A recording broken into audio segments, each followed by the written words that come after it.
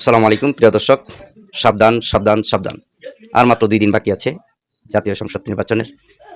আমাদের সুপরিচিত একজন সাংবাদিক ইলিয়াস হোসাইন ভাই কি বলছে বিএনপি নাকি ভোট কেন্দ্র দখল করবে। প্রিয় দর্শক, চলুন ইলিয়াস ভাইয়ের কথা শুনে আসি, তারপর আলোচনা করবো ইনশাআল্লাহ। তো সেই মিটিংয়ের ভেতরে এটা কিছু ভিডিও ফুটেজও আমার কাছে এসছে। তো ভিডিও ফুটেজটা সব শেষ দিতে না করেছেন, কারণ হলো ওইখানে খুব স্বল্প সংখ্যক মানুষ ছিল, আর রুমে সিসি ক্যামেরা ছিল, তারা খুঁজে বের করে ফেলতে পারে যে কোন ভিডিওটা আমার কাছে এসছে। তো ভিডিওটা দিচ্ছি না। যাক, এরকম মনে হয় আপনাদের এলাকাতেও হয়তো অনেকের এরকম কর্মশালা চালু হয়েছে। আমরা গেল 2 মাসের ভেতরে যদি নাকি বিএনপির কিছু লোকজনের আঞ্চলিক উঠান বৈঠক, নিজস্ব ঘরোয়া মিটিং, এমনকি জনসভার ভেতরে আমরা বক্তব্য দিতে শুনেছি যে এই নির্বাচনে ধানের শীষের বাইরে যদি কেউ যায় তাহলে তারা এই করবে সেই করবে, সরাসরি হুমকি দিয়ে ই করা হয়েছে।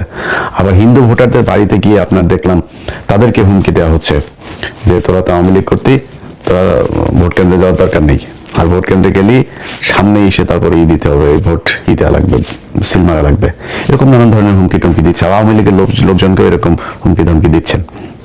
তো এইসবের প্রেক্ষিতে একটা মানে কনক্লুশনে আসা যায় যে বিএনপি চেষ্টা করবে যে তারা নির্বাচনের দিন ভোট কেন্দ্রে নানান ধরনের কারচুপি করার, জোরপূর্বক মানুষকে সিল মারতে বাধ্য করা। তো বাংলাদেশের মানুষের কাছে আমার অনুরোধ থাকবে যে আপনাদের এই দেশের প্রতি অনেক দায়িত্ব আছে।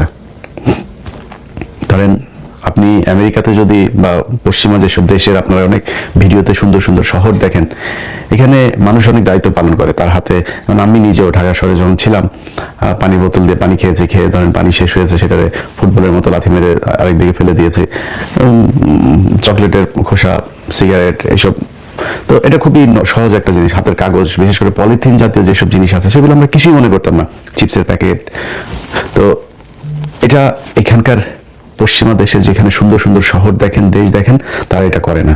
তাদের রাস্তার মোড়ে মোড়ে আপনার ডাস্টবিন আছে, সেখানে মানুষ নির্দিষ্ট জায়গায় ময়লা ফেলে।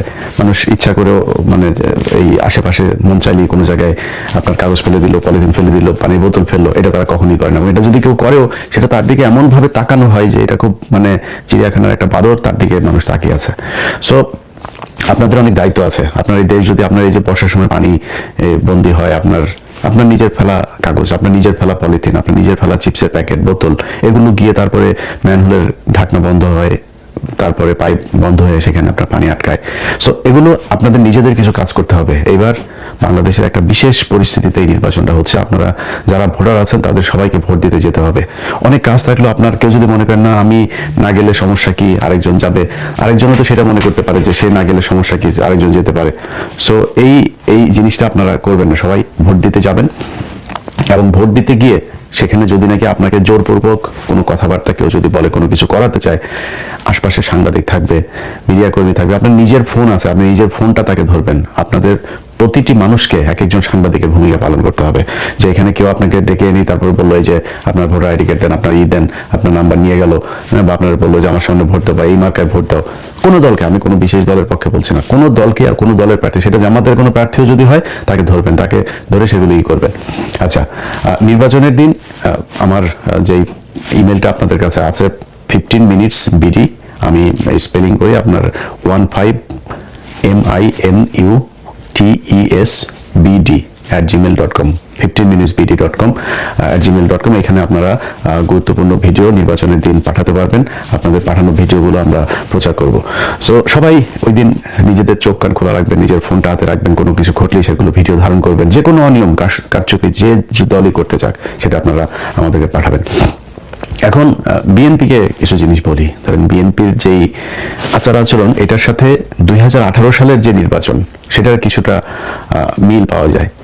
2018 সালের নির্বাচনে এই যে আজকের চান্দা আব্বাস যিনি বিশাল ক্ষমতার অধিকারী, এখন নিজের বিরাট ভাবসাব মাস্তানি করে, এই যে সেখানে এমপি প্রার্থী নাসিরউদ্দিন পাটোয়ারি, সহজ সরল একটা মানুষ, এর উপরে ডিম মারে, এর এখানে মারধর করে, ওইখানে ধাক্কাধাক্কি করে, নানান ধরনের সমস্যা তৈরি করছে তার প্রচারণায়। তো এই চান্দা আব্বাস নিজেরা এখন বিশাল ক্ষমতাশালী মনে করছে, অথচ এই চান্দা আব্বাসকে 2018 সালে বউ শুদ্ধ দৌড়ায় নাই, আওয়ামী লীগের ন্যাংটা পোলাপান এরা দৌড়ায় নাই এই বউ শুদ্ধ দুইটারে। যদিও সেই নির্বাচনে মির্জা আব্বাস এই আওয়ামী লীগের সাথে আতাত করেই তিনি হ্যাডম দেখিয়েছিলেন, কি হবে, কতটুকু যাবে, কতটুকু গেলে কি হবে, এগুলো সবকিছু তাদের পাতানো। কারণ কোনো এমপি মন্ত্রী কেউ বের হতে পারে না বিএনপি, শুধু মির্জা আব্বাস আর চাঁদ আব্বাসের বউ, ওনারা বের হতে পেরেছেন। সো আমরা এগুলি বুঝি। উনি পুরো আওয়ামী লীগের সময় ওনার ঢাকা ব্যাংকের পুরো প্রফিট নিয়ে তারপরে বাজার করেছেন। তো তিনি যে নির্বাচনে গিয়েছেন আর আওয়ামী লীগ তাকে এমনিতেই তিনি এইভাবে সাহস দেখিয়ে তারপর গিয়েছেন, এটা না। এরপরে কত কান্নাকাটি মিডিয়াতে, এগুলো আপনারা মির্জা আব্বাসে দেখেছেন। আজকে তাদের বিশাল ক্ষমতা। তো এই যে ক্ষমতাগুলো দেখাচ্ছে, 2018 সালে আওয়ামী লীগ ঠিক একই ধরনের ক্ষমতা দেখিয়েছে, কিন্তু সেই আওয়ামী লীগ যে ক্ষমতাটা দেখিয়েছিল সেটার সাথে এবারের পরিস্থিতির বিস্তর ফারাক। আপনি আওয়ামী লীগ যা করেছিল সেটা বিএনপির পক্ষে বা জামাতের পক্ষে করা সম্ভব না। কেন সম্ভব না সেটা বলি। ধরেন 2018 সালে বিএনপির যে প্রার্থীরা ছিল তাদের নির্বাচনে নিয়ে আসা হয়েছিল মূলত পার্টিসিপেটরি একটা ইলেকশন হবে, ইনক্লুসিভ একটা ইলেকশন হচ্ছে, এটা ইন্টারন্যাশনাল মিডিয়াকে দেখানোর জন্য, যারা নির্বাচন অবজারভার যারা আছে তাদেরকে দেখানোর জন্য, তারপরে বিভিন্ন সংস্থাকে দেখানোর জন্য যে এই যে দেখো সবাই নির্বাচনে অংশ নিয়েছে। এবং তাদের সাথে একটা একরকমের এই যে মির্জা ফখরুল, তারপরে এই যে ডক্টর কামাল, 73-এর চোরাই এমপি, তারপরে হইল গিয়া এই যে গামছা ডাকাত যে কাদের সিদ্দিকী, তো এই কাদের সিদ্দিকী এগুলো সব মিলে আওয়ামী লীগের সাথে একটা কনস্পাইরেসি করে তারপর বিএনপি কে নির্বাচনে নিয়ে গেল। সেই নির্বাচনের ফলাফল কি কি ঘটেছিল, সেই আলোচনার নামে, সংলাপের নামে শেখ হাসিনা কি কি নাটক করেছিল আপনাদের সব মনে আছে। তাদের সবার স্বপ্ন ছিল যে নির্বাচনের দিন সব মানুষ নেমে আসবে, এসে তারপর একটা কিছু করবে। বিএনপির এমপিরা, বিএনপির মনোনয়ন প্রার্থী যারা প্রার্থী ছিল, সেই প্রার্থীরা জামাত ইসলামকে বলেছিল যে তাদের নিবে না, চেতনা। সেই চেতনা দেখাইতে যায় এই যে গামছা কাদের আর হইল গিয়া কামাল চোরা, এদের সাথে মিলে তারপর চেতনা দেখাইতে গিয়ে জামাত ইসলামকে বাদ দিয়ে দিল। জামাত ইসলামকে বাদ দেওয়ার পরে সেই নির্বাচনে দাঁড়াইতেই পারেনি। মানে গণফোরাম এই কামাল চোরার আর ওই গামছা কাদের দলে এদের পরিবারের মানুষ ছাড়া তো আর কেউ নাই। তো সেই দলের লোকজনের নিয়ে আপনি রাস্তায় দাঁড়াবেন কেমনে? একটা মিটিং হইতো, একটা জনসভার মঞ্চে, আরে সেখানে ডক্টর কামাল শেখ মুজিবের কথা বলে, শেখ মুজিবের বয়ান, পুরো আওয়ামী লীগের বয়ানই করে, মুক্তিযুদ্ধের বয়ান। মুক্তিযুদ্ধের বয়ান বলে জিয়াউর রহমান নাই মুক্তিযুদ্ধে, জিয়াউর রহমানের দলের স্টেজে উঠা তারা আওয়ামী লীগের করে দিয়ে এসেছে। এই হলো বিএনপির সেই সময়ের বুদ্ধি এবং বিএনপির সাহস। এটা করে নির্বাচনে গেল। তো আওয়ামী লীগ যে কারণে তাদের এই দৌড়ানিটা দিতে পেরেছে সেটা হলো বিএনপির লোকজন তখন সবাই এক একজনের নামে 200-400 করে মামলা ঘাড়ে। তো তাদেরকে ওই ইয়েতে গেলে এসপিরা বলে দিত যে স্যার এই ইয়েতে এসেন না, এলাকায় এসেন না, আসলে কিন্তু গ্রেপ্তার করা হবে, উপর থেকে নির্দেশনা আছে, আসলেই গ্রেপ্তার করা হবে। তো এমপিরা কেউ যাইতেন। অনেক এমপির সাথে কথা হইতো। এই যে আজকে ধরেন এই যে দুলু ভাই নিজেও এইটার ভিকটিম। বহু মানুষ এই যে আজকে ইস্যু করে দেশ ভাষায় ফেলার আমাদের চুয়াডাঙ্গার দুদু ভাই, হ্যাঁ, তারপরে আরো লোকজন আছে, যাই হোক, তো কেউ যাইতে পারে নাই, সবার অবস্থা একই ছিল।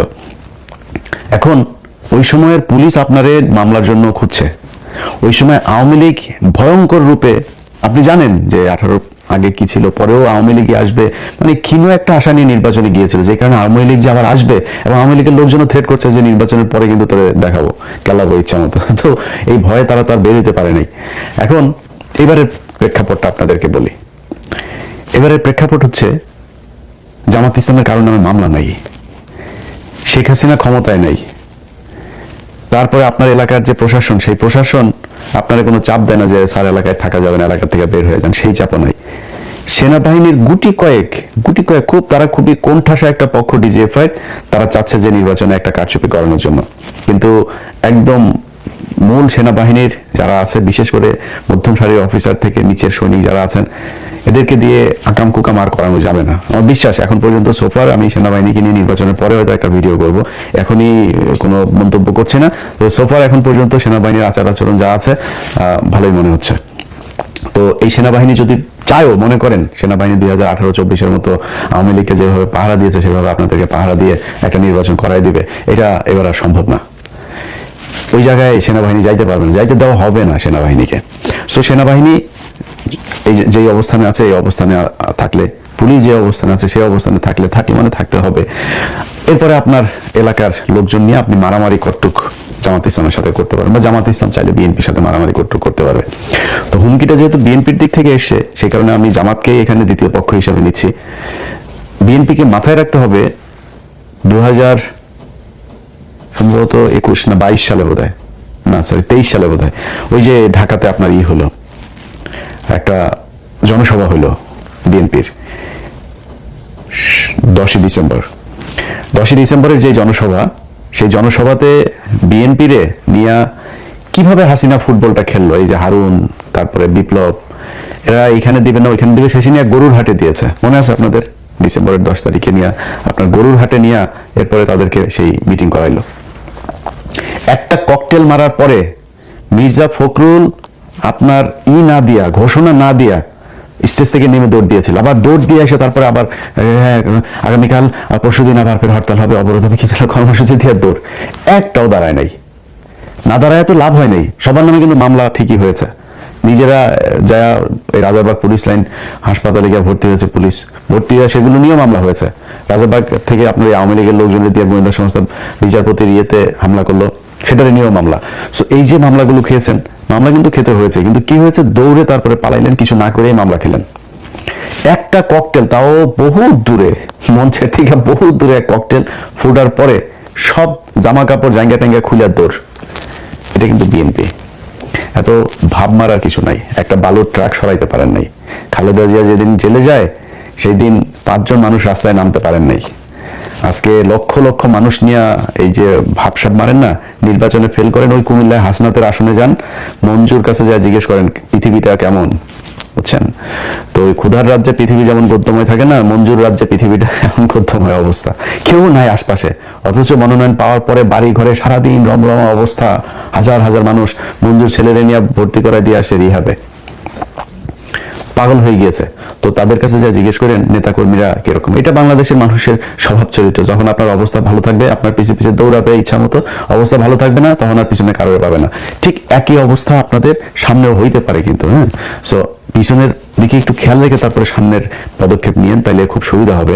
আগে বালুর ট্রাক সরাইতে পারেন নাই, নির্বাচনের দিনে 2018 সালে মাঠে আসতে পারেন নাই আওয়ামী লীগের প্যাদানির ভয়ে, সেই ব্যক্তিরা এখন এত ভাব মাইরা কথাবার্তা বলবেন আর জামাতে ইসলাম বসে বসে লেমন চুস খাবে, এটা মনে করার কোনো কারণ নাই।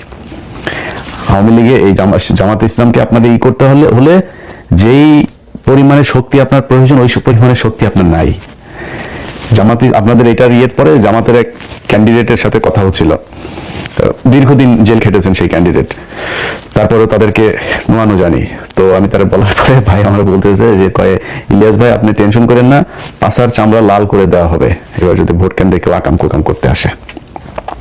বহুত পরিকল্পনা নিয়ে তারপরে জামাত ইসলাম মাঠে আছে, তার সাথে সাধারণ মানুষ, সাংবাদিক, প্রশাসন সবাই আছে। এখানে যায়া আকাম কুকাম করে তারপরে ভোট জোর করে নিয়ে চলে আসবেন, এটা মনে করার কোনো কারণ নেই। এই চিন্তা থেকে বের হইয়া কি করা যায় সেই চিন্তা করেন, কেমনে জিতা যায়, অন্য কোনো রাস্তাঘাট যদি থাকে ওই দিক থেকে চিন্তা করে আসেন। এই এমনি জোর করে তারপরে করবেন, এটা মনে করার কোনো কারণ নাই। আর সবশেষ প্রশাসনের ভাইদেরকে বলি, প্রশাসনের কিছু কিছু লোকজন, এই আজকে দেখলাম যে রসালাউদ্দিনের স্টেজে এক জজ সাহেব আপনার দাঁড়ায় আছে। আপনার তো এনে কাজ নেই ভাই, আকাম কুকাম জাউরামি আওয়ামী লীগের আমলে বোধ করছেন, আর জাউরামি করতে যায় না। এর বাইরে কিছু পুলিশের এসপি, কিছু ডিসি আছেন, যারা যারা মনে করছেন বিশেষ কোনো দল ক্ষমতায় চলে আসছে। আমরা কিন্তু এখনো ওইভাবে মাঠে নামি নেই। আমরা মাঠে নামবো 10 তারিখ রাত 10টায়। আমরা একটা লাইভে আসবো, ডক্টর কনক সারোয়ার, তারপরে পিনাকি ভট্টাচার্য আর আমরা একটা লাইভে আসবো। আমরা 10 তারিখ থেকে ক্যাম্পেইন মূলত শুরু করবো। সো ক্যাম্পেইন কিন্তু আমরা শুরু করিনি। আপনাদের এই কয়েকদিন দেখলাম পরিস্থিতিটা কি, কোন দিকে যায়, কাদের কি অবস্থা, ওটা দেখে এখন নামছি আমরা। সো এখন যদি নাকি এই 10 তারিখের পর থেকে অলরেডি আপনারা মাঠে যারা আছেন তারা নিজেরাই বুঝেন কোন দিকে মানুষ কারে ভোট দিতে চাইতেছে। আমরা বলি না, অনেকে কাউকে 30টা দিয়েছে, কাউকে 280টা দিয়েছে। আমরা ওই ক্যালকুলেশনে এখন যাচ্ছি না, ক্যালকুলেশনে যাবো, সময় আছে এখনো, এত তাড়াহুড়া করেন না। প্রশাসনের যারা মনে করছেন যে কেউ একজন ক্ষমতায় চলে আসে এটা মনে করে তারপরে লুঙ্গি ধরে পেছনে পেছনে পাঁচেটে পোঙা টোঙা চেটে তারপরে পেছনে পেছনে ঘুরছেন, এই পোঙা চাটা যেগুলি আপনার এই প্রশাসনের লোকজন আছেন তাদেরকে বলবো 5 তারিখে যে রেহাইটা পেয়েছেন না, এটা সামনের পরিস্থিতি যদি আসে তাহলে ওই রেহাইটা পাবেন না, এই আর সুযোগ আপনাদেরকে দেওয়া হবে না। ঠিক একইভাবে গণমাধ্যমের অনেক লোকজন আছেন, তাদের ভিতরেও যারা কিনা বিশেষ দলের হয়ে তারপরে কাজ করার চেষ্টা করে যাচ্ছেন, তাদের আসল রূপ আমরা জানি কে কোন দিকের। সো তারা, আমি বিশ্বাস করি যে একটু সাবধান হয়ে ই করবেন। রাস্তাঘাটের অবস্থা কি, এটা আপনারা যেহেতু সাংবাদিকতা করেন আপনারা খুব ভালো করে জানেন মানুষ কাদেরকে ভোট দিতে চায়, কি করে। মানুষের কাছে জিজ্ঞেস করলে ভাই কোনো কথা নাই, মানুষের কাছে জিজ্ঞেস করলে কথা একটাই, ভাই আমরা এবার চাঁদাবাজে ভোট দিব না। আর এটা বলার সাথে সাথে একটা দল বোঝা যায় যে ভোটটা আসলে কারে দিবে। সো ভোট কারে দিবে এটা আপনিও জানেন, আমিও জানি, আমরাও জানি। একটা নীরব বিপ্লব ঘটবে, এই দেশের মানুষ ভারতের বিরুদ্ধে রায় দিবে, চাঁদাবাজদের বিরুদ্ধে রায় দিবে, টেন্ডারবাজদের বিরুদ্ধে রায় দিবে, ধর্ষকদের বিরুদ্ধে রায় দিবে, হাদির হত্যাকারীদেরকে যারা সহায়তা করেছে, যারা হাদির বিপক্ষে দাঁড়িয়েছে তাদেরকে রায় দিবে, যারা জুলাই সনদের বিপক্ষে দাঁড়িয়েছে তাদের বিরুদ্ধে রায় দিবে, যারা ভারতের সাথে এই মিলেমিশে ভারতীয় যেসব হ্যাকার আছে তাদেরকে টাকা পয়সা দিয়ে একটা রাজনৈতিক দলের শীর্ষ ব্যক্তির টুইটার অ্যাকাউন্ট হ্যাক করায় তাদের বিরুদ্ধে বাংলাদেশের মানুষ রায় দিবে, এটা আমাদের বিশ্বাস। সবাই ভালো থাকবেন। যারা যারা সবশেষ আবারও বলি এই কেন্দ্র দখলের এই স্বপ্ন দোষ নিয়ে ঘুমাচ্ছেন তাদেরকে বলবো কাপড় চোপড় খুইলা সুন্দর করে ধুইয়া টুইয়া তারপরে পাক পবিত্র হইয়া। প্রিয় দর্শক শুনতে পারছেন ইলিয়াস ভাই কি বলছে, 12 তারিখ নাকি বিএনপি ভোট দখল করবে। আসলে কি সত্যি বিএনপি ভোট দখল করবে? এত প্রশাসন, এত নিয়ম কানুন থাকা সত্ত্বেও বিএনপি কি আসলে সত্যি পারবে কেন্দ্র দখল করতে? আপনাদের কি মনে হয়? তারা তো তাদের যে ক্ষমতা ছিল খালেদা জিয়া থাকা অবস্থায় একটা ভালো টাকা সরাতে পারেনি, তো এখন কি পারবে কেন্দ্র দখল করতে? আপনারা কি মনে করেন প্রশাসন কি বসে বসে আঙুল চুষবে? মনে হয় না। আপনারা কমেন্টে জানাবেন আসলে পারবে কিনা। ভালো লাগলে লাইক কমেন্ট শেয়ার সাবস্ক্রাইব করে পাশে থাকবেন। আল্লাহ হাফিজ।